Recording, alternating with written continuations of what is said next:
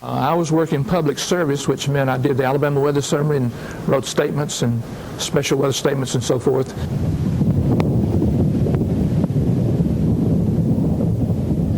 And we started emphasizing the severity of the expected events on April 3rd.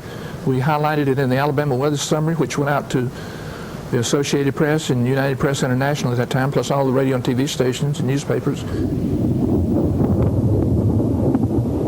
And the only radar picture we actually got at that time was a paper facsimile of the radar scope with notes made onto the scope and made onto the fax by the operators at Centerville. And of course we had a continuous open line with them, and we conversed almost continuously during severe weather. The Guin tornado first appeared as a severe thunderstorm over in eastern Mississippi. We later issued a tornado warning based on that thunderstorm, I believe, for northern Lamar County. And as the thunderstorm continued northeast, it never weakened a bit, and it even grew stronger. So when it got into approaching Marion County, it looked like it was a powerful tornado. My dad thought he heard a tornado coming, so I ran to put my tape player up. When I reached my bedroom, I thought, if a tornado comes, I can record it. So I ran and put my tape player in the window, with the microphone laying across the window, which was open. I made sure the batteries were working and then ran to the basement.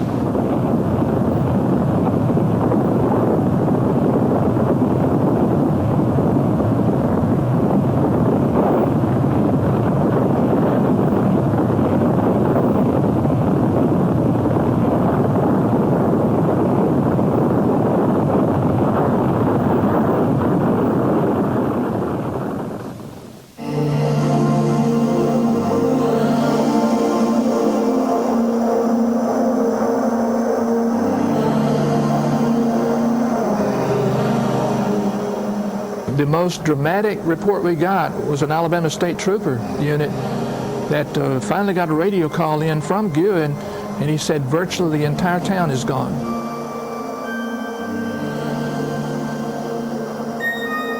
I didn't have to have a flashlight because there was so much illumination, and you could see real good, but you couldn't. It was so many trees, you just had to climb over, under, or whatever you had to do to get out. We knew from the State Trooper report that virtually the whole town was destroyed, and meant there had to be numerous fatalities, and as it turned out, that way it was. This second house down here was a fire. They said this is all going to burn. Seeing my mother here standing there, and she had blood. One man had a 2x2 stuck through his neck. We had 4 people dead within 150 feet of our house. She screamed whenever I touched her, so I couldn't do nothing for her. And people hollered help everywhere, and I said, Lord, what are we going to do? We can't help these people. Several of us congregated together and started walking down the street. Some of us were barefooted. And you feel for the people, and you know that people are dying or being injured, and it just gives you a funny feeling. You never get used to it. But we had to keep our cool and not get upset and keep rolling all night. It was flattened. There was nothing in this area. We could see where several homes in a row were not only destroyed, but were so completely swept away that only the front doorstep, concrete front doorstep, would remain there. Even the foundations were dislodged and in some cases swept away. I was able to get inside this home, and I walked through every room, and there were just piles of debris in every room. Normally, the bathroom near the center of a home like this would be the safest place to go.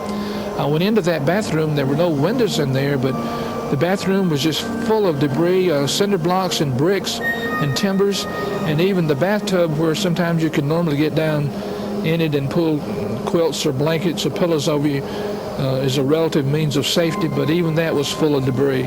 You can see where they went and built the storm cellar, and see the concrete slab on top to cover it up, and then it flanges up for the door, and 13 people approximately were in that storm cellar that night and were not injured.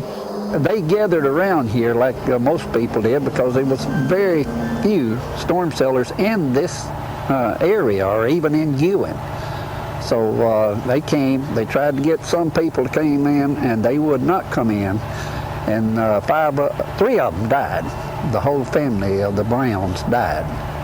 So I still say, go to a storm cellar when it gets threatening weather. But that storm cellar saved 14 lives. At least 14.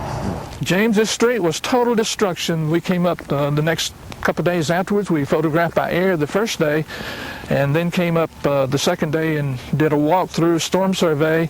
This entire street was almost totally destroyed. Over here to our left is the storm cellar, where at least 8 or 9 or 12 people were inside the storm cellar and were saved, but some families around them were killed. And you recognized that right off the bat, didn't you? You remember it. Absolutely.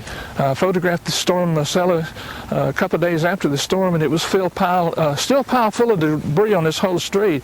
In fact, so many homes were destroyed, the debris was piled up against these woods over here that just looked like a garbage dump almost. And even around the storm cellar, the debris was piled high. There were bathtubs that were ripped out of other homes that were lying around, and it looked like just a lumber yard. It was just completely total destruction. Yet only 3/4 of a block up this way, including that white house, hardly damaged at all, because the tornado path, when it came through here, it was an F5 tornado, but the path was so well defined that you could go from total destruction to no destruction in about half a block.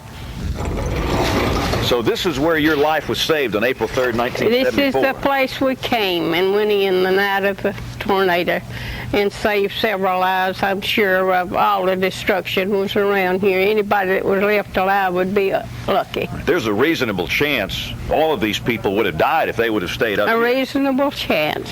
I believe there was 23 or 28, I want to think maybe 28 in this storm cellar. So you got over 20 people in here. Yeah. And how long were you in there? Oh, it didn't last but just a few minutes. Nobody could say much. Like I said, it almost sucked the air out.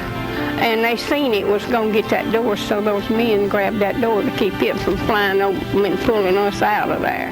When the tornado came through here, it was not only believed to be the most powerful tornado ever to strike in Alabama up until that time, and may still be. And the unusual thing about this tornado, the parent thunderstorm had built up to heights of around 66,000 feet. All of the storms that night were very fast movers. Now in Alabama, an average tornado will move forward at about 25 or 30 miles an hour. This one was doing 65 to 70. Jasper got hit hard by a tornado approximately 1 hour earlier than Guin, and it roared right through the heart of downtown Jasper and heavily damaged the Walker County Courthouse. In fact, it has been estimated that if that tornado had struck during the daytime when all the workers and personnel that worked in the county courthouse were on duty, that there would have been numerous fatalities, but as it was, it struck after dark. And so the fatalities in Jasper were not that high. There were quite a few injuries. But the county courthouse was gutted.